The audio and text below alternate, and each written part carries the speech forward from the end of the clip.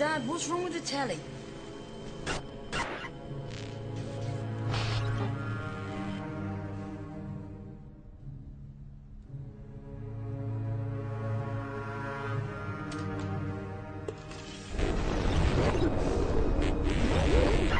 Good evening, London. Allow me first to apologize for this emergency channel. I do, like many of you, appreciate the comforts of the everyday routine, the security of the familiar, the tranquility, repetition.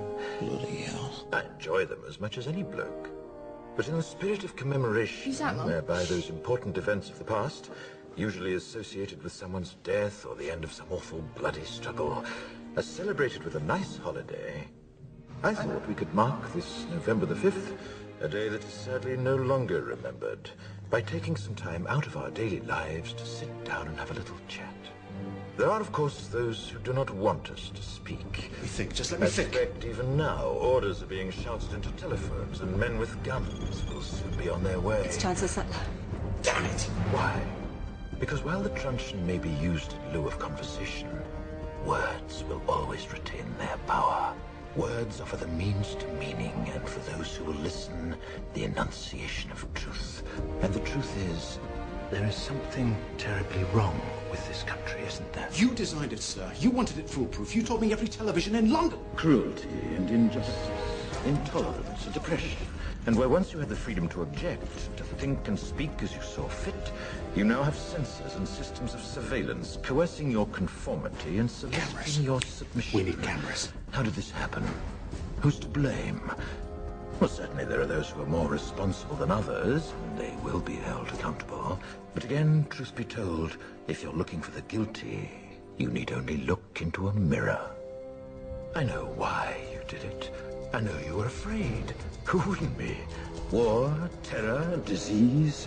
There were a myriad of problems which conspired to... Fear got the best of you, and in your panic you turned to the now High Chancellor Adam Sutler. He promised you order, he promised you peace, and all he demanded in return was your silent, obedient consent. Inspector, you're almost through. Last night, I sought to end that silence. Last night, I destroyed the Old Bailey to remind this country of what it has forgotten. More than 400 years ago, a great citizen wished to embed the 5th of November forever in our memory. His hope was to remind the world that fairness, justice, and freedom are more than words. They are perspectives. So if you've seen nothing, if the crimes of this government remain unknown to you, then I would suggest that you allow the 5th of November to pass unmarked.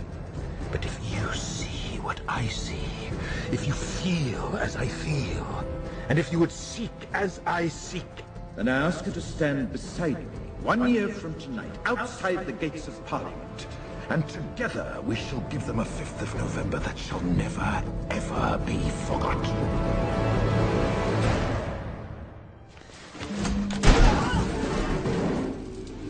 Kerosene fog. He's using our smoke machines. Cover the exits. No one gets out.